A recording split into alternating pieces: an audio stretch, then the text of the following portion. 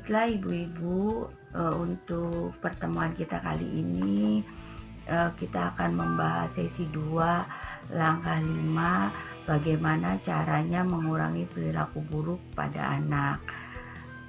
Yang kita akan pelajari nantinya gimana cara mengurangi perilaku buruk anak tanpa menggunakan kekerasan. Ada yang tahu ibu-ibu bagaimana cara mengurangi perilaku buruk anak tanpa kekerasan?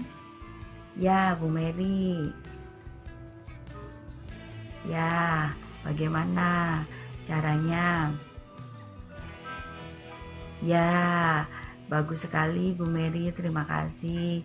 Membuat lingkungan yang aman bagi anak. Benar sekali Ibu, jadi kita sebagai orang tua harus bisa membuat lingkungan yang aman dan senyaman mungkin bagi anak ya. Terus kemudian Bu Lia, ya silakan Bu Lia, bagaimana caranya?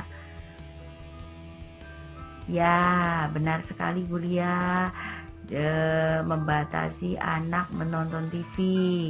Ya, jadi kita sebagai orang tua harus bisa membatasi anak menonton TV, artinya tidak sering menonton TV, misalnya dari jam 7 sampai jam 10, dari jam 7 sampai jam 12.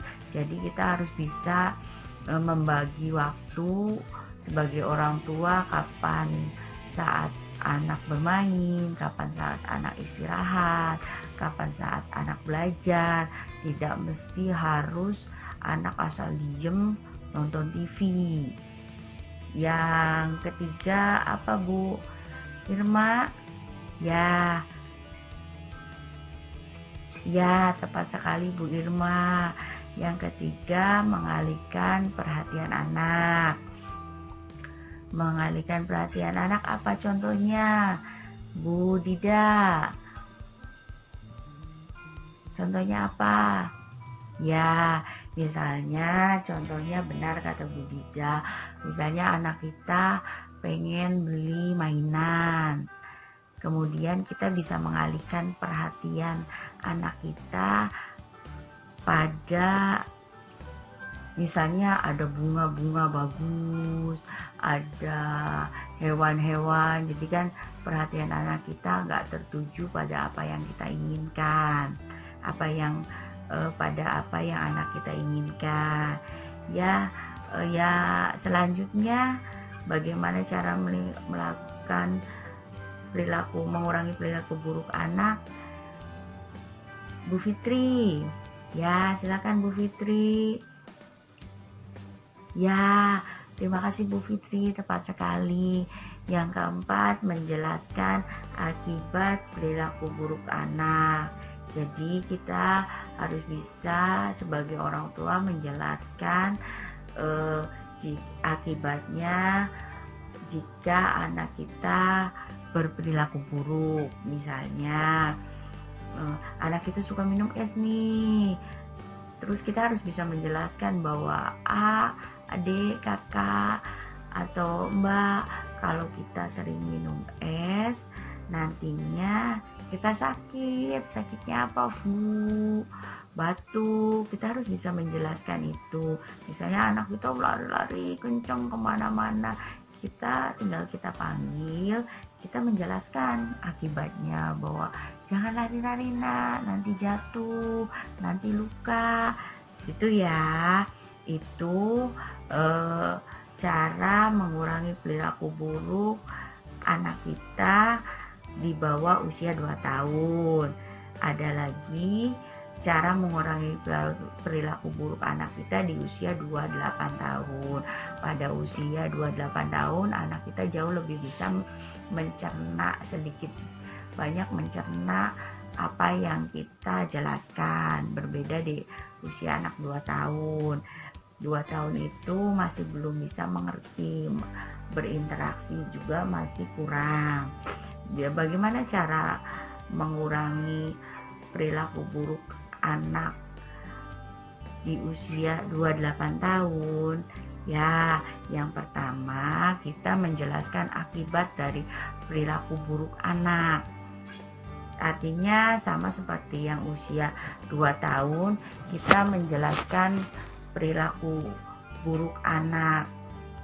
Perilaku buruk anak contohnya sudah saya jelaskan. Yang kedua, membuat aturan bersama anak. Membuat aturan bersama anak contohnya apa ibu-ibu? Ya, Bu Lisa, contohnya apa Bu Lisa? Membuat aturan bersama anak. Contoh aturannya bagaimana Bu Lisa? Ya, benar Bu Lisa, terima kasih. Kata Bu Lisa, anak harus membangun pagi-pagi. Betul sekali. Ada lagi yang mau menambahkan? Bu Ine, iya Bu Ine silahkan. Oh iya, pulang sekolah harus langsung pulang ke rumah. Boleh bermain, tapi ketika pulang sekolah harus pulang ke rumah dulu. Terus ada lagi yang menambahkan? Bu Ida, ya, terima kasih Bu Ida. Menonton TV setelah belajar itu juga membuat aturan bersama anak. Terus yang keempat, mengacuhkan tindakan yang tidak berbahaya dan hanya untuk menarik perhatian. Misalnya ketika kita lagi nyuci piring nih, anak kita lari kecil, terus merengek-rengek minta diantar ke depan. Selama itu tidak berbahaya, kita ajukan saja. Kita selesaiin dulu cuci piringnya, kemudian kita baru menuruti apa kemauan anak kita. Itu ya ibu-ibu tentang cara mengurangi perilaku buruk anak di usia 2 tahun dan di usia 2-8 tahun. Kemudian kita akan belajar caranya membuat aturan bersama anak serta konsekuensi tindakan anak melanggar dan sikap tegas dari orang tua dalam menjalankan aturan yang disepakati. Untuk itu saya akan tayangkan sebuah film tentang Ibu Lili. Mari kita sama-sama melihat tayangannya. Untuk sementara buku pintarnya kita simpan dulu ya. Yuk kita lihat videonya.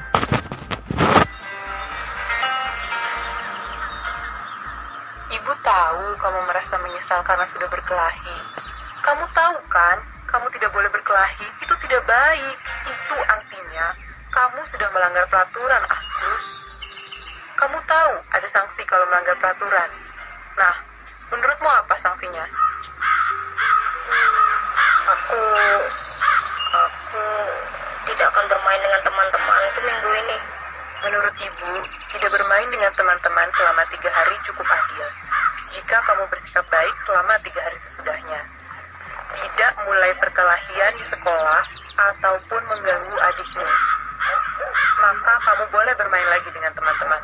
Setuju? Baiklah, kalau begitu, mari kita ceritakan pada Bapak apa yang sudah terjadi dan apa kesepakatan yang sudah kita buat. Jadi, kamu sudah menentukan sendiri, temanmu Agus. Itu bagus. Bapak tidak marah. Yang penting kamu sudah tahu kesalahanmu dan sudah berjanji untuk memperbaiki diri. Selama tidak bermain dengan teman-teman, kamu akan punya lebih banyak waktu untuk membaca, mengerjakan pekerjaan rumah, dan membantu ibu atau bapak.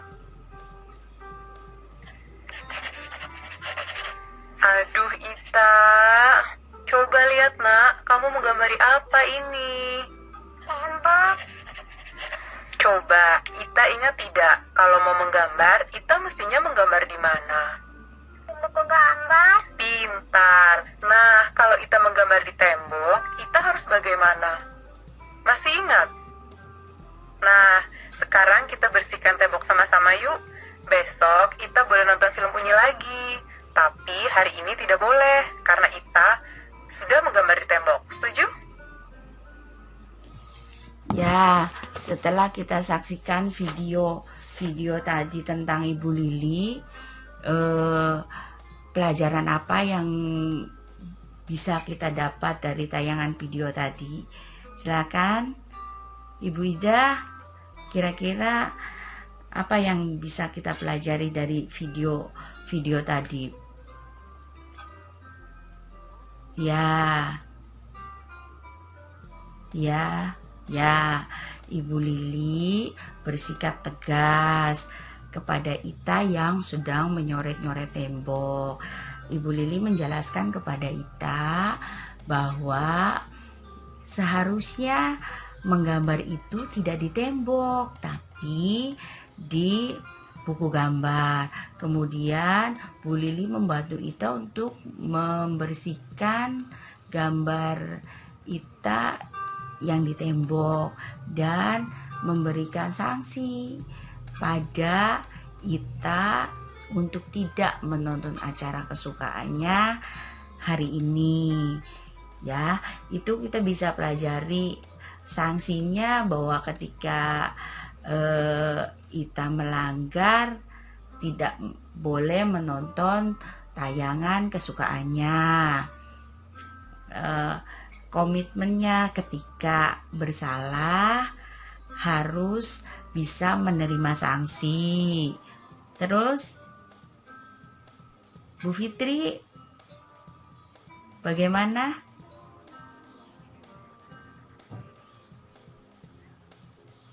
Ya, benar sekali Bu Fitri. Dalam hal ini dari video tadi, kita tidak harus ketika anak kita melakukan kesalahan, tidak harus memberikan sanksi berupa menggunakan kekerasan, misalnya memukul, mencubit, berkata kasar. Kita hanya tegas dalam mengatasi perilaku anak. Misalnya ketika anak kita berkelahi, kita memberikan sanksi untuk tidak keluar rumah, misalnya selama seminggu. Hal itu bisa digunakan untuk anak kita lebih banyak di rumah, belajar, terus menonton TV, melakukan kegiatan-kegiatan positif di rumah. Terus ada lagi? Ya, Bu Irma? Ya, benar. Anak kita lebih menjalankan aturan yang disepakati. Artinya ketika melanggar harus ada sanksi, konsekuensi akibat apa yang sudah dilanggar. Benar sekali Ibu. Baiklah, saya akan mengulas video tadi tentang Ibu Lili. Yang dapat kita pelajari dari cerita film Ibu Lili tersebut, yang pertama, Bu Lili bersikap lembut tetapi tegas pada Ita, meminta Ita untuk menjalankan aturan yang telah disepakati sebelumnya. Bu Lili dan Pak Rusdi berusaha tenang, tidak menggunakan kekerasan, namun tetap tegas dalam mengatasi perilaku Agus. Mereka juga menjelaskan perkelahian adalah tidak baik. Yang ketiga, Ibu Lili juga meminta Agus untuk memikirkan sanksi apa yang tepat atas tindakannya. Ibu-ibu sudah pahamkah sampai sesi 2 di langkah 5 yang sudah kita pelajari bersama-sama? Ya, nanti kita lanjutkan pada langkah sesi 2 langkah 6 berikutnya ya ibu-ibu. Terima kasih.